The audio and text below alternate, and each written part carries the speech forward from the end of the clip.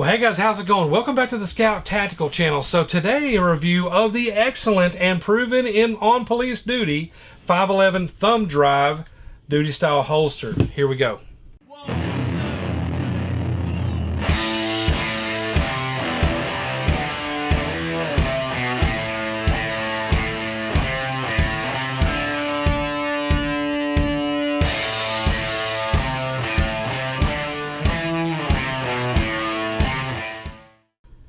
Okay guys, so the 5.11 Thumbdrive, I have used this holster for years. You see it here on this nylon rig that I literally wore out when we had a BDU style uniform that I used to wear this with.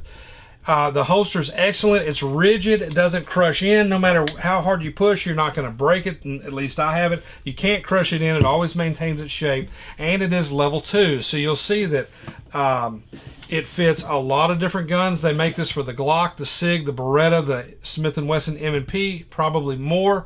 Those are just the ones that I know of off the top of my head, and it's an excellent value. So let me zoom in real quick and I'll show you some of the features of the holster. Then I'll show you these 5 M&Ps on the table and how they fit in this holster. Here we go. Okay guys, so the 5.11 Thumbdrive duty style holster. I've had this thing for years. Probably 6 to 10 years, no, 8 to 10 years, I'm not sure. I bought it right when they came out. I've loved this holster. I've worn it to death on this duty rig. We used to have BDU style uniform that I wore this on. I literally wore this whole rig out that I wore this holster so long. I used to have a safari land, and one night with a suspected intoxicated subject, I will say, I got into a fight. We ended up going over and I fell on my hip with him and crushed in my safari land holster. It kind of bent it in and my gun would really literally barely come out of it. So after that shift I had to go, that was a night shift. I had to go the next day before my next shift and buy a duty style holster to get something for my M&P. I saw these, I loved 5.11, and I made the purchase. I think at the time it was literally $40. I just checked tonight, 2017, years and years and years later, they're still being made in there. MSRP is $59, so I would imagine street price somewhere around $40 or $50, right? I bought this for the M&P, and the cool thing that I realized later is it fits every M&P made. That's super cool. Now I'll say that with an asterisk. It doesn't fit the shield, of course, because that's not quite an M&P, right? It's a single stack gun. It fits the regular guns, and I'll go through all 5 of that. How does it work? Well, again, it's that thumb button, right? So I bought the 5-inch holster because I'm running an M&P at the time, 45-inch, which would be this gun, right? I'm running this gun, and that night in the holster, and you know, it could have been the 4 1/4, but either way, I bought the 5-inch holster, and it fits just fine. Goes right in, locks around the trigger guard. Okay, pull all you want, all you want. I mean, give it hell. You're not getting that gun out. Fight with people, fall on the ground, mud, snow, rain, whatever you have. This gun's not coming out until you push that button. So push the button with your thumb, right? It comes right out. With your thumb, it comes right out. It's very natural, very easy to do, and it locks in instantly. You don't have to click anything to put it back in. I like this better than that Safari Land I had because it had that hood that you had to push down and then rotate the hood. Seemed a little slower to me, though definitely very secure. Okay. This was plenty secure for me, worked just great, and the thumb, to me, is better than the Blackhawk Serpa style, which I own and like, that has that button on the side. Because what you're doing there is to get those holsters open, you're pushing, when you make your grip, you push with your index finger. Well, what is your index finger in a handgun situation? It is your trigger finger, so you're literally pushing in. When you clear that holster, does your finger just accidentally slip into your trigger guard? Could you pull the trigger accidentally if you were getting that out of the holster with a Blackhawk style system? And I have nothing against Blackhawk. Man, I own more Blackhawk than Blackhawk. So it's a great system, but I love the Thumbdrive better because now you're not pushing in the heat of a moment in a terrible situation, or even just for a seasoned pro in the situation where you're drawing your firearm, right? Which you have to do on duty. It just happens. Even if you're not going to fire it, you have to be ready to in a bad situation. So a little less stress. Your finger doesn't have to be pushing in or around the trigger guard. You're pushing with your thumb to get it out. Okay, so as I said, this is the 45-inch, right? Fits no problem. Here's the Pro, which is what they call the 5-inch, the Pro 9mm with a couple of tournament upgrades and stuff. A little bit of a shooter's gun, right? A little upgraded trigger and what have you. It makes it, this is the Apex FSS, really nice trigger system on this gun. And it still fits in the trigger guard system, right? Comes right out. Here is the 45. Yeah, this is a 4.5-inch 45. Note that the regular gun is a 4.25-inch, right? So a little longer. Goes right in, no problem. Smooth as silk.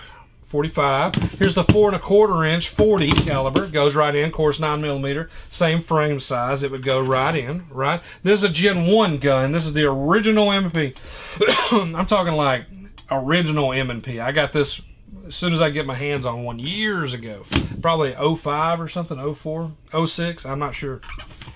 But M&P, and just as an added bonus, not that you would carry it on duty as your primary handgun, but this is an M&P 40 compact, the 3.5-inch, and guess what? Goes right in, locks right in, all of them lock in, go right in. Thumb does the retention on it. Not that you would carry this as your primary duty gun, but I will say, I carried it in my bag as a third gun when I was on patrol, and let's say your primary is the 4.25. God forbid something happens one night to it. It gets run over, it gets broken. I'm not sure. I've never shut down an M&P, but let's just say your primary is out of commission for whatever reason. To put a gun in your holster to make you feel better or to be safe until you get back to your station, your PD, your SO, whatever it is, you could put the compact in there just to have a gun that fits in the holster that has retention, and that would be probably within your department's guidelines to do. Of course, you need to check with them.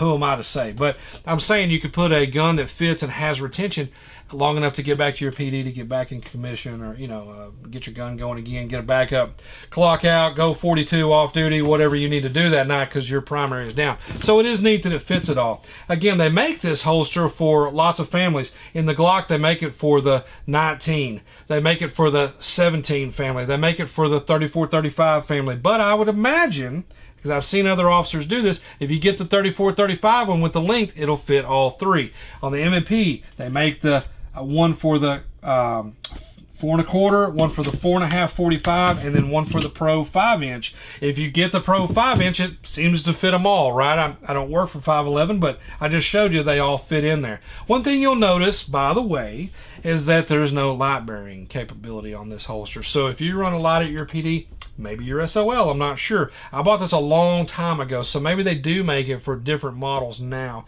I literally got this one of the first few months it came out, probably month 2. I was the first guy I knew to run this holster, and I really like it. But mine doesn't have a light bearing capability, right? So if that's something you do, maybe you check into it. If it's not something that you need and you don't worry about that, I know a lot of departments don't allow lights anymore, and some departments still require lights. So, totally up to you. But check that out. I'm just pointing out that mine happens to not do lights. Maybe yours will. And again, they make this for several different families of guns. So guys, for $40 or $50, if your department approves it, here is a level 2 holster that will last. This is years old. It does not fade. It's still just as black as the day it came out of the package. It didn't fade out to gray or plastics get brittle. It's super stout. You're not going to break it. It's no matter how hard I push. Really robust, and I love the thumb retention because it's just natural. When your hand goes down and makes the grip, you're already on your button, right? So it's super simple. Even if you decided to stall for a second and rest your hand, your thumb is still where it needs to be, and the firearm comes right out. An excellent holster. So I really appreciate it. The views and subscriptions, keep them coming. Guys, consider, if you're brand new to the channel, subscribing. We have 3 channels: Scout Tactical with the guns and gear, Scout Prepper with the emergency preparedness topics, stuff like that, the bug out stuff, and Scout Hunter with my hunting adventures, the hunting rifles, things, all that good stuff. All 3 channels. Check the description of this video. In the description, you'll see the link to buy this holster, right? You can click right on the link, go buy the holster. Not for me, but I have a link to it in the industry where you can go buy it. And you'll also see a link to subscribe, link to some of our partners that are helping us out with our affiliate links, things like that. So check all the description field out. That's where you need to be, the description field. All questions will be answered. After I do these gear videos, everybody always emails me, how do I get that? You know, how do I get that? There's a link to it. You can go buy it. It's in the description. So, guys, I appreciate it. Like I said, check out the description. It'll answer all your questions. And as always, thanks for watching.